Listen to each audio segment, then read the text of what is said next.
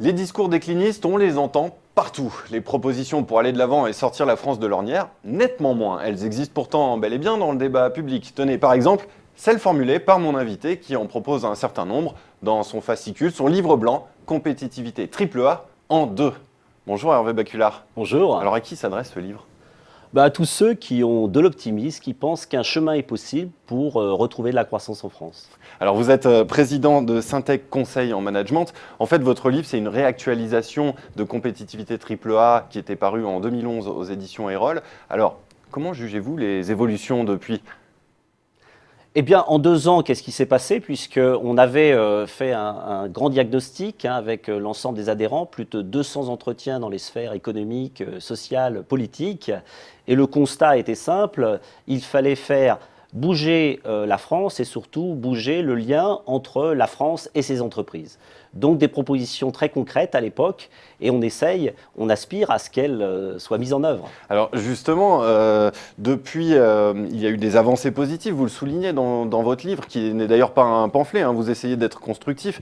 Vous saluez notamment l'ANI, les 34 plans industriels. Plus récemment, il y a eu l'annonce des 50 milliards d'économies dans les dépenses publiques. Il faut aller plus loin, c'est ça votre message, le message de votre livre?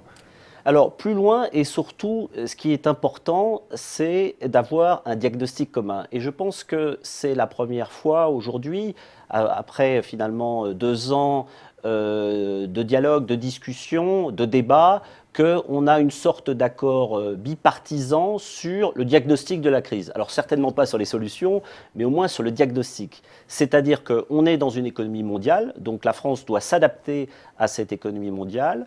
On doit effectivement faire en sorte que nos entreprises aient la capacité d'investir parce que c'est ça qui crée l'emploi. Et enfin que dans ces mouvements-là, on veut d'une certaine manière préserver notre modèle social. Je pense que ces 3 éléments-là sont aujourd'hui acquis et constituent un socle bipartisan qui est une condition essentielle dans toutes les démocraties pour avancer. Vous appelez en introduction de votre livre à la mise en place d'un pacte France-Entreprise. Ça ressemble beaucoup au pacte de responsabilité proposé par François Hollande, non? Alors, on n'a pas fait de trait de marque sur le pacte France-Entreprise, hein, puisqu'on aurait pu le déposer en 2011. Ce qui est important finalement dans ce pacte et pourquoi on avait insisté là-dessus, c'est que certes, il faut des mesures très concrètes, tout le monde demande des mesures très concrètes, mais il faut surtout une triple révolution, parce qu'il n'y a pas de transformation sans évolution culturelle. Alors c'est quoi cette triple révolution? Alors, il y a première évolution culturelle, c'est au niveau des responsables politiques. C'est apprendre finalement à gérer avec moins d'argent public, à mieux gérer l'argent public. Et c'est extrêmement difficile en démocratie lorsqu'on doit se présenter aux élections. Donc c'est une évolution qui doit concrètement se traduire par une évolution de la réforme territoriale dont on parle depuis si longtemps, qui doit aussi générer des économies. Donc ça, c'est la première évolution. La deuxième évolution, elle est au niveau des syndicats, qu'ils soient patronaux ou syndicats de salariés, sur la façon de gérer notre modèle social. Donc le dialogue social en France. Alors, avant du dialogue social, je dirais, on n'a pas de cogestion en France, mais on a une cogestion des régimes d'assurance sociaux. Et là, il va falloir faire le tri, c'est cette deuxième évolution, entre ce qui dépend de l'assurance sociale qui doit être payée par l'entreprise et ce qui dépend de la collectivité. Donc là, on parle des allocations familiales aujourd'hui, mais il faudra peut-être parler aussi demain de la santé. Avec l'évolution démographique, est-ce que c'est l'entreprise qui doit supporter à travers les charges, l'ensemble de cette formidable mutation démographique? Je ne le pense pas, parce que sinon on ne sera pas compétitif. Mais quand François Hollande déclare que les cotisations familiales ne seront plus à la charge des entreprises, vous qui appelez à une baisse du coût du travail, c'est une avancée que vous saluez finalement. Alors c'est effectivement... Même si c'est insuffisant, il faut aller plus loin, on en revient toujours là. Je pense que c'est un combat assez important et c'est la traduction de ce combat. Et il va falloir maintenant aller plus loin parce que, d'une part, le coût du travail, la baisse du coût du travail n'est pas une finalité, c'est un moyen pour investir. Et là, c'est la troisième évolution, c'est l'évolution que doivent faire les entreprises. Et deuxièmement, il ne faut pas se tromper de cible. Je prendrai un exemple concret, le CICE, outil formidable, mais ce qu'on voit dans le CICE, c'est que plus l'écart de compétitivité d'un secteur est important avec l'Allemagne, plus le CICE est petit. Exemple, l'industrie manufacturière, 11 points d'écart de compétitivité, apport du CICE, 2 points. Autre secteur, plutôt mal connu, l'ensemble des industries du service de prestation intellectuelle, 15 points d'écart de compétitivité, à peine 1 point apporté par le CICE. Donc on voit qu'il y a encore matière à débat et surtout faire en sorte que cet argent soit bien investi. C'est cette évolution qui doit se faire aussi au niveau Oui, des il est un peu entreprises. tôt encore pour juger le CICE. Il vient juste de généraliser au 1er janvier 2014.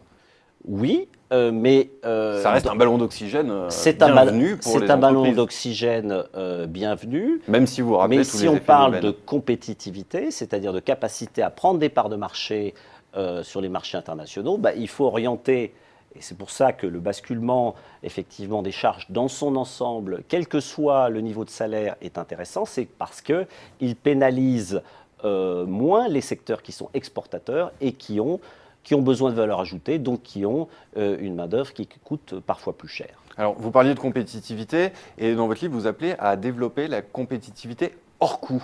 Expliquez-nous cela, Hervé Baculard. Alors, effectivement, un des enjeux de la baisse des charges, c'est de pouvoir investir sur cette compétitivité hors coût. Qu'est-ce qui se passe aujourd'hui sur la scène internationale? Quand on investit en matériel, des usines, des bâtiments, et puis on investit dans l'immatériel. Ce sont toutes les dépenses de R&D, mais aussi les dépenses qui améliorent la capacité concurrentielle des entreprises. Or, on a un retard extrêmement fort sur cette deuxième partie, donc les investissements immatériels, par rapport aux États-Unis, par rapport aux pays d'Europe du Nord, par rapport à la Corée du Sud, par rapport à Israël. On doit remettre effectivement de la valeur autour de produits et de nos services, et donc on doit travailler sur le design, sur l'organisation, sur le management.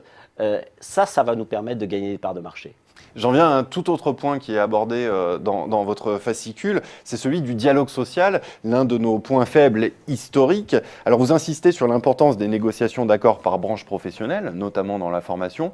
Vous souhaitez qu'on s'inspire plus du modèle rhénan, du modèle allemand? C'est ça qui doit être l'inspiration pour la France?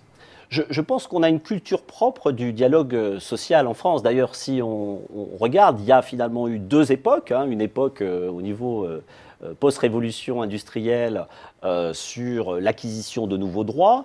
Il y a eu l'époque dans les années 60-70 sur répartir les fruits de la croissance.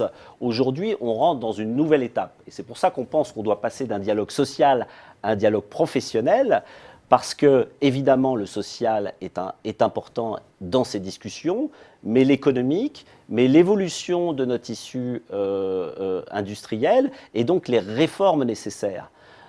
Et si on veut faire des réformes qui soient adaptées aux entreprises, il faut qu'elles soient le plus adaptées à chaque profession. La profession, le tourisme n'a pas les mêmes enjeux que l'industrie. Donc on doit avoir des dialogues qui sont le plus adaptés. On pense qu'effectivement c'est à ce niveau-là qu'on doit trouver une culture de dialogue. Ce n'est pas impossible, mais effectivement on a encore à faire, mais je pense que les esprits sont prêts aujourd'hui. Les mentalités évoluent. Et quand on regarde dans l'entreprise, puisqu'on parle toujours du dialogue professionnel, des branches, etc., mais il y a un dialogue important dans les entreprises. Ça, c'est indéniable. Et donc, on voit qu'effectivement, il ne faut pas que ces dialogues, je dirais, interprofessionnels ou de branches ralentissent finalement les avancées qu'il peut y avoir au niveau des entreprises. Alors votre livre est très riche, il couvre une dizaine de thèmes de l'économie française. Je voudrais qu'on termine sur une note positive, Hervé Baculard. Il y a un chapitre consacré aux belles histoires en temps de crise, pour justement insuffler un peu d'optimisme. Alors si vous deviez retenir une seule histoire, celle qui vous paraît la plus significative, laquelle serait-elle ? Alors c'est dur parce qu'il y en a 12 qu'on cite à la fin de ce livre. Alors la plus significative à votre sens. Finalement, une des plus enthousiasmantes, c'est l'histoire de la société Poult, qui est une biscuiterie, qui se situe à Montauban, une très belle ETI, et qui a développé l'innovation à travers une nouvelle forme de management. Moins de hiérarchie, plus d'initiative, le décloisonnement, et donc qui montre qu'on peut à la fois concilier la performance économique, plus de 7% d'augmentation de son chiffre d'affaires, une belle entreprise alors qu'elle elle travaille avec la grande distribution, donc on peut aussi arriver à travailler là-dessus, et qui associe aussi l'utilité sociale et l'engagement des salariés. Donc je pense que c'est ça finalement ce sur quoi on veut aller, c'est concilier la performance et l'engagement sociétal et social. Oui, on comprend que cela ait retenu votre attention. Je rappelle que vous êtes président de Syntec Conseil en Management. Hervé Baculard, merci d'être venu. Je rappelle la parution de votre livre blanc, de votre fascicule Compétitivité AAA en 2, disponible librement, gratuitement sur Internet. Merci Hervé Baculard. Merci, bonne journée.